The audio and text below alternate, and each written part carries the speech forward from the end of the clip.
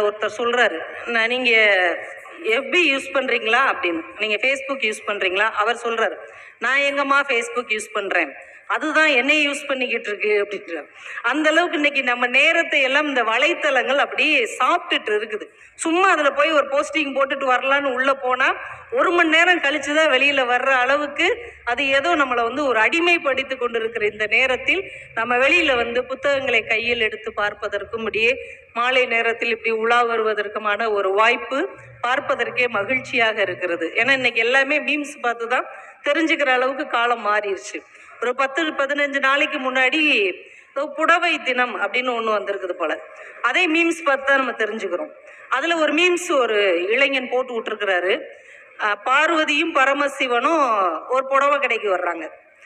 பார்வதி புடவை செலக்ட் பண்ண போயிருக்கிறாங்க. சிவபெருமான் இப்படி கன்னத்துல கை வச்சு உட்கார்ந்து இருக்கிறாரு. அதுக்கு கீழே ஒரு வாசகம் போட்டிருக்கிறாங்க, சிவனே ஆனாலும் மனைவி புடவை எடுக்க போனால் சிவனேன்னு தான் உட்கார்ந்துருக்கணும். இன்னைக்கு எல்லாமே மீம்ஸ் மயமாக மாறிவிட்டது. நல்லது கெட்டது, கோபம், ஆக்ரோஷம், உணர்வுகள், காதல் எல்லாமே மீம்ஸ் வழியாகத்தான் நம்ம தெரிந்து கொள்ள வேண்டி இருக்கிறதே தவிர நாமளா ஒரு விஷயத்தை கையில் எடுத்து படித்து உணர்ந்து கொள்ளுகிற ஒரு சூழல் குறைந்து கொண்டிருக்கிற ஒரு நேரத்தில் இந்த புத்தக திருவிழா நம்ம எல்லாம் கொஞ்சம் மலர்ச்சியாகவும் கொஞ்சம் உணர்வு பூர்வமாகவும் மாற்றி இருக்கிறது அப்படிங்கிறது ஒரு மாற்ற முடியாத உண்மை. நம்முடைய அன்றாட அலுப்புகளில் இருந்து நம்மை கொஞ்சம் விலகி நிதானமாக நடைபோட இந்த புத்தகங்கள் எல்லாம் நமக்கு துணையாக இருக்கிறது.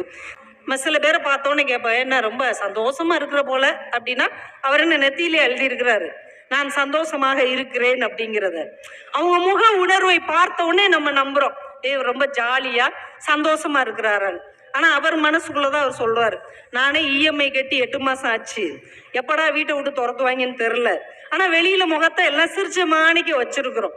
அந்த அளவுக்கு வெளி தோற்றத்துல நாம நடிப்பதற்கு பழகி கொண்டிருக்கிறோம். உள்ள எவ்வளவு சிரமங்கள் இருந்தாலும் கஷ்டம் இருந்தாலும் அடுத்தவனுக்கு முன்னாடி அதை நம்ம காட்டிடக்கூடாது அப்படிங்கிறதுல இன்னைக்கு ஒரு தெளிவான மனநிலையில் இருக்கிற மாதிரி இருக்கிறோம். ஆனா உண்மையிலே இந்த மகிழ்ச்சி அப்படிங்கிறது எங்க இருக்கு? ஒருவேளை மகிழ்ச்சி கடையில விக்குதுன்னு வைங்க, ஒரு பலசரக்கு கடையில மகிழ்ச்சி விற்குது, நம்ம என்ன செய்வோம்? நேராக போய், அண்ணாச்சி ஒரு 2 கிலோ மகிழ்ச்சி டக்குன்னு பேக் பண்ணி கொடுங்க, போன தடவை வாங்கும் போது ஒரு 1/4 கிலோ கம்மியா இருந்தது, கொஞ்சம் கவனமா அளந்து போடுங்க, முடிஞ்சா கொஞ்சம் கொசுரா புன்னகையும் அமைதியும் நிம்மதியும் சேர்ந்து கொடுங்க அப்படின்னு வீட்டுக்கு கொண்டு வந்து எல்லாருக்கும் மகிழ்ச்சிகளை பகிர்ந்து சந்தோஷமா இருக்கலாம். ஆனால் மகிழ்ச்சி என்பது இன்னைக்கு வெளியில் கிடைக்கக்கூடிய பொருளாக இல்லை. மகிழ்ச்சியை விலை கொடுத்து வாங்க முடியுமா?